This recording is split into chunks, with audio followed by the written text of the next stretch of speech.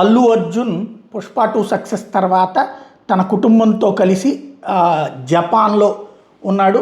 ఆ వీడియోని తన భార్య బిడ్డలతో కలిసి అక్కడ ఎంజాయ్ చేస్తున్నటువంటి వీడియోని పోస్ట్ చేసుకొచ్చాడు.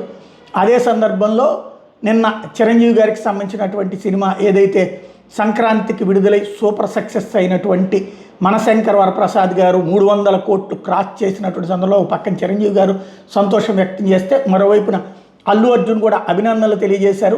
మెగాస్టార్ పవర్ ఏంటో చూపించారు చిరంజీవి అంటూ అభినందించారు. ఇంకొక వైపున తను అక్కడ కుటుంబంతో కలిసి ఎంజాయ్ చేస్తున్నటువంటి వీడియోల్ని పోస్ట్ చేసుకొచ్చారు.